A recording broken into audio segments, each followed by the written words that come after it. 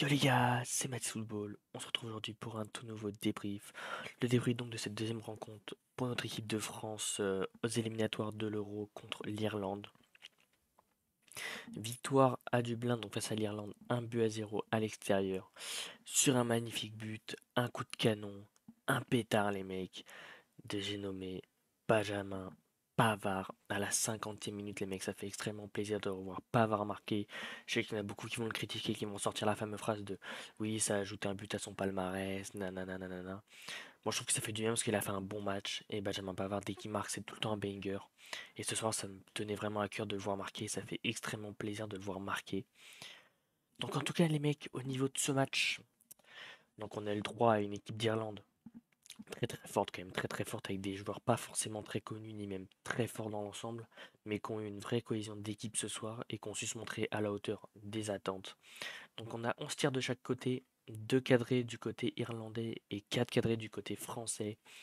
Irlandais, je me souviens d'ailleurs là à l'instant de cette tête de Collins, voilà, super parade de Mignon les mecs, juste incroyable parade les gars.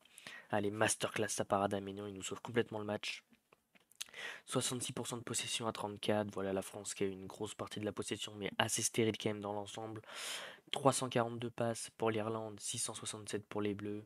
Ça a été très très stérile. Beaucoup de fautes, les mecs. 18 fautes du côté irlandais et 11 du côté français. Mais beaucoup de fautes et beaucoup de cartons jaunes du côté irlandais. Voilà, 4 cartons jaunes. Les Irlandais, dès que ça perdait la balle, ça nous rentrait un peu dedans. Ça essayait de casser très souvent le rythme quand on partait en contre-attaque.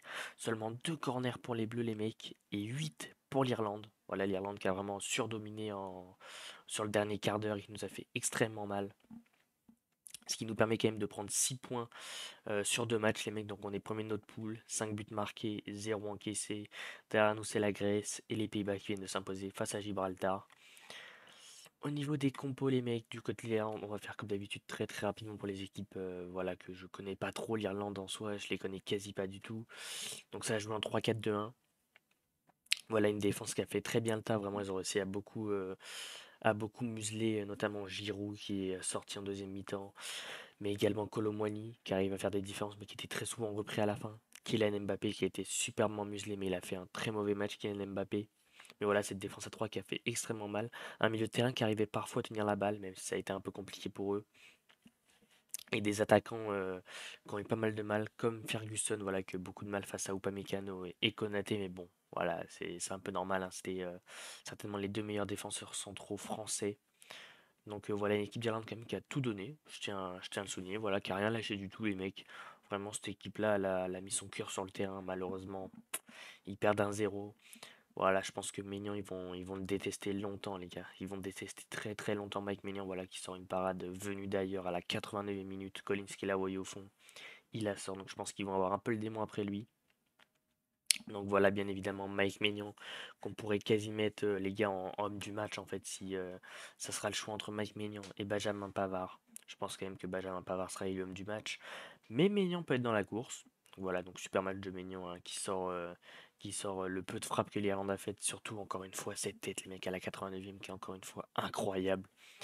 Une défense d'Ayoub Upamecano Konaté qui était très très bonne dans l'ensemble, même si, attention, beaucoup d'approximations techniques comme Théo Hernandez, les mecs que j'ai trouvé pas au niveau du tout ce soir, vraiment, qui a eu beaucoup de mal, qui a peiné à prendre son couloir, qui a été très bien bloqué par Ogben beaucoup de fois, qui a eu quelques erreurs techniques, voilà, à un moment, 3 fois d'affilée, il perd la balle, je veux dire, il n'arrivait plus à en placer une. Très compliqué pour lui. Benjamin Pavard à l'inverse, voilà, qui a fait un très très bon match. Ça vient d'ailleurs souligner sa très belle performance en marquant ce but magnifique, pétard coup de canon, barre en 30 les mecs. Benjamin Pavard, franchement, qui pour une fois sur son côté droit a été assez bon dans l'ensemble. Sur son côté droit, voilà, il a pas fait un match dégueulasse. J'ai bien aimé Benjamin Pavard ce soir. Voilà, il met son petit but. Il prend malheureusement un shoot, mais je pense que c'était surtout l'accumulation de toutes les autres fautes des joueurs irlandais et français. Malheureusement, c'est lui qui prend jaune là, mais je pense dans l'ensemble, très très bon match. Il a fait un peu un match à la Koundé, voilà, où défensivement, on le voyait très bien. Offensivement, on l'a quand même plus vu que Koundé, je trouve, aujourd'hui, Pavard. Il prenait très souvent son couloir, il se recentrait un peu milieu de terrain quand la France arrivait à monter très très haut, bloc haut, et que l'Irlande défendait bloc bas. Donc voilà, très très bon match de Benjamin Pavard. Rabiot, Camavinga, Griezmann.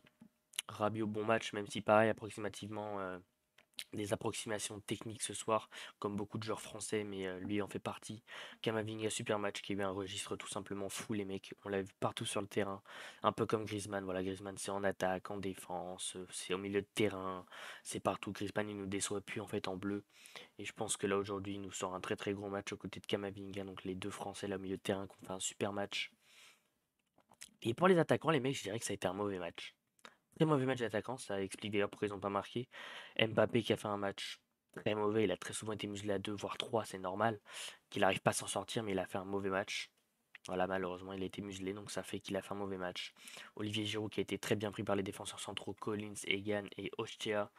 Donc ça a été très compliqué pour lui. Donc malheureusement, voilà, il sort en deuxième mi-temps à la place de Moussa Diaby, ce qui a recentré Kolo Muani dans l'axe.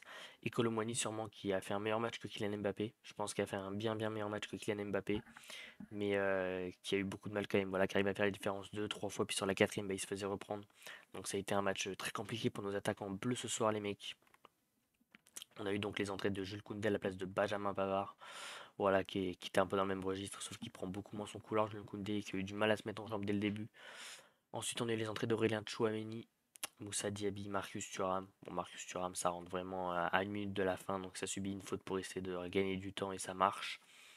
On a ensuite l'entrée d'Aurélien Tchouameni qui s'est fait bouger dès le début, les mecs. Qui a eu un peu de mal quand même à rentrer directement dans le jeu, qui s'est fait pas mal de fois bousculer. Ensuite, il a réussi à rentrer. Et Moussa Diaby, les mecs, qui a fait quelques différences, qui a frappé une fois. Ça a été arrêté par le gardien Bazounou. Voilà, qui a frappé une fois, qui a failli mettre son petit but. Mais bon, c'est dommage pour lui, il n'a pas marqué. Toujours pas de but en bleu, si je dis pas de bêtises pour Moussa Diaby. Mais je dirais quand même qu'il a fait une bonne entrée ce soir. C'est quand même fou, les mecs, quand je regarde là encore, de voir ce banc français, les gars. Brice Samba en tant que gardien numéro 3, Axel Disasi défenseur central, Youssouf Fofana, Jordan Verretou, bon, Jules Koundé, Aurélien Tchouameni, Marcus Thuram, Jordan Verretou, Jean-Claire Todibo, Kenfren Thuram, Moussa Diaby, Kingsley Coman, Alphonse Areola, les mecs. On a vraiment un vivier dans toute cette équipe qui est juste incroyable. Donc cette équipe de France qui a évolué en 4-3-3, voilà Griezmann qui était encore une fois au milieu de terrain. C'est un nouveau poste qu'il a depuis la Coupe du Monde. Mais ça l'a réussi très bien les mecs. Et donc non, c'est plus ou moins tout ce que j'aurais à dire sur ce match, les gars. Voilà, on est premier, la trêve est terminée. Deux matchs qui sont passés extrêmement vite. Cette trêve est déjà terminée, mais on ressort avec deux victoires, surtout une grosse face aux Pays-Bas, donc ça fait plaisir. Voilà, on prend 6 points en deux matchs. Que demander de mieux? Que demander de mieux? On met 5 buts, on en prend zéro. Mike Maignan sur ses 4 derniers matchs avec les Bleus en tant que titulaire, c'est 4 clean sheets, donc franchement très grand gardien. Je pense que la relève de Hugo Lloris c'est tout simplement assurer les mecs qui va nous pondre des masterclass à chaque match, Mike Maignan. Et je compte sur lui pour l'avenir, voilà, il va nous durer encore très longtemps. Donc comme d'habitude les mecs, si ce débrief vous a plu, je vous invite à liker et à vous abonner, ça fait extrêmement plaisir. Voilà, liker pour le référencement, ça aide à augmenter la visibilité et avoir les débriefs et ça m'aide énormément et ça me soutient de ouf. À vous abonner, voilà, pour être au courant de toutes les actus que je fais sur le foot, de tous les débriefs, les avant-matchs, toutes les vidéos qui peuvent sortir, analyse, tout ce qui peut avoir en fait sur l'univers du foot. Et aussi les mecs, à commenter en me donnant vos tops et vos flops. Sur ce, c'était Mathis Football. Ciao l'équipe!